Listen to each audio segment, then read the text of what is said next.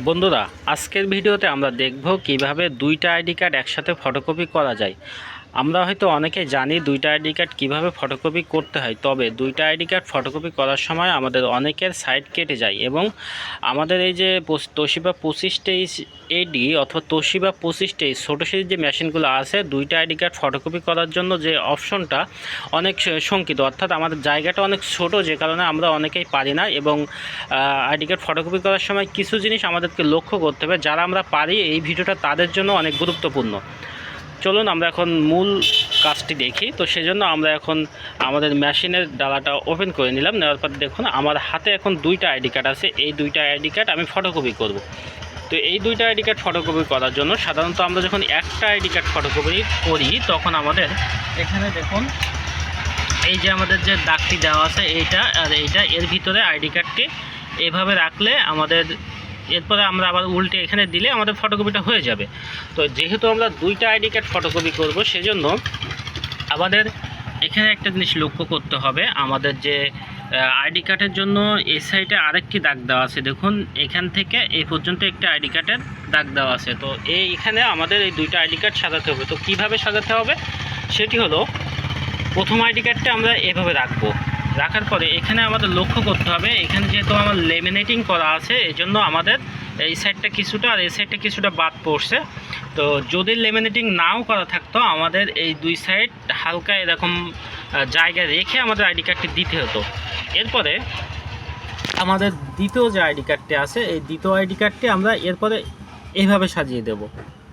দুইটা ID card এভাবে সাজিয়ে দেব। আমাদের লক্ষ্য রাখতে হবে যে প্রথম আইডি কার্ডের যে লেমিনেটিংয়ের যে পেপারটি আছে, আমাদের যে দ্বিতীয় আইডি কার্ড আছে, দ্বিতীয় আইডি কার্ড এটি এর তলায় এভাবে ঢুকিয়ে দিতে হবে। এর তলায় ঢুকিয়ে আমাদের এই লেমিনেটিংয়ের জায়গাটা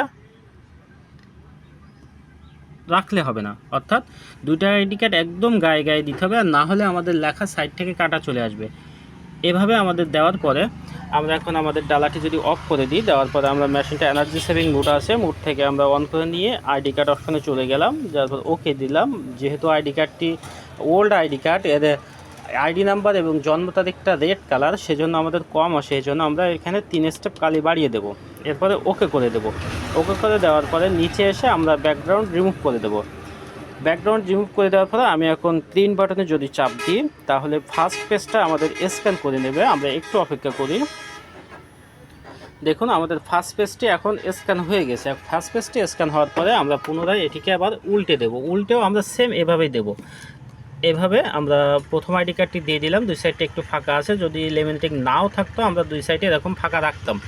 এরপরে আমরা দ্বিতীয় কার্ডটি উল্টিয়ে দিলাম। দেওয়ার পরে আমরা লেমিনেটিংয়ের জায়গাটা রাখবো না, সেক্ষেত্রে আমরা এরকম তলায় ঢুকিয়ে দিলাম। দেওয়ার পরে এভাবে রেখে আমরা ডালাটি আবার অফ করে দিলাম। ডালাটি অফ করার পরে আবার মেশিনে চলে আসলাম। আসার পরে প্রিন্ট বাটনে আমরা আবার চাপ দিলাম। দেওয়ার পরে আমাদের ফটোকপিটি হবে। আমরা একটু অপেক্ষা করি। দেখুন আমাদের আইডি কার্ডটি ফটোকপি হওয়া শুরু হয়ে গেছে। তো এখন আমাদের আইডি কার্ডটি ফটোকপি হওয়ার পরে যদি আমি দেখি, এখানে আপনারা ভালো করে লক্ষ্য করে দেখবেন। দেখুন আইডি কার্ডটি প্রপারলিভাবে, খুব সুন্দরভাবে দুইটা আইডি কার্ড একসাথে ফটোকপি হয়েছে। যদি আমরা এই লেমিনেটিংয়ের জায়গাটা অফ না করে দিতাম, তো সেক্ষেত্রে আমাদের এই সাইড থেকে অনেক কাটা চলে আসতো। দেখুন এখান থেকে আমাদের অলরেডি আইডি কার্ডের যে একটি বর্ডার দাগ, এই সাইডে যে বর্ডারগুলো আসছে, উপরের বর্ডারটা কিন্তু নেই। তার মানে আমাদের জায়গাটা ঠিক এতটুকু জায়গার ভিতরে মেশিন থেকে সেটিং করা আছে, যার কারণে আমরা বেশি জায়গা নিতে পারি না। এই জন্য আমাদের এইভাবে যদি আমরা আইডি কার্ডটা রাখি, তাহলে এইভাবে আমার দুইটা আইডি কার্ড একসাথে ফটোকপি হবে। তো বন্ধুরা, এই ছিল আজকের মতো ভিডিও। ফটোকপি মেশিনের আরও নতুন নতুন ভিডিও পেতে এবং ইউনিক কিছু টিপস পেতে আপনারা আমার চ্যানেলটি সাবস্ক্রাইব করে রাখুন। ধন্যবাদ।